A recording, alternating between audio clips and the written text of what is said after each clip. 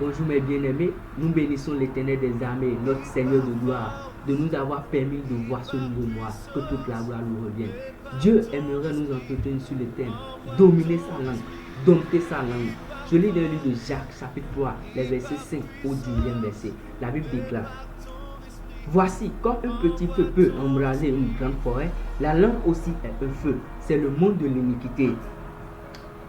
La langue est placée parmi nos membres, souillant tout le corps et enflammant le cours de la vie, étant elle-même enflammée par la géhenne. Par la suite, il est écrit: Par elle, nous bénissons le Seigneur notre Père, et par elle, nous maudissons les hommes faits à l'image de Dieu.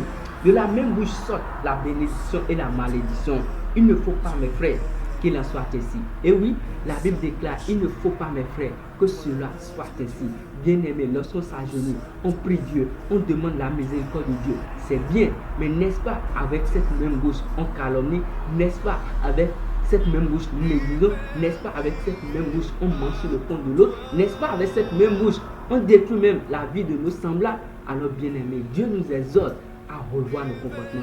Dieu nous exhorte à savoir parler. Dieu nous exhorte à dominer notre langue. Et je prie Dieu qu'il puisse nous donner la force et la capacité de savoir parler, afin que toute parole qui sortira de nos bouches fasse du bien à nos semblables et à nous-mêmes au nom puissant de Jésus. Bien-aimé, tu peux regretter tes paroles, mais pas ton silence. Ainsi, tes paroles peuvent être source de vie ou de mort. Et si tu aimes parler, tu dois en accepter les conséquences. Et à toi de choisir si ces conséquences doivent être positives ou négatives à l'égard de tes semblables et à l'égard de toi-même. Méditons chaque jour que Dieu fait sur ce verset et Dieu nous enseignera davantage au nom puissant de Jésus. Agréez-moi à tout un chacun d'entre vous. C'était votre jeune frère Dave Tanley. Soyez tous bénis au nom de Jésus.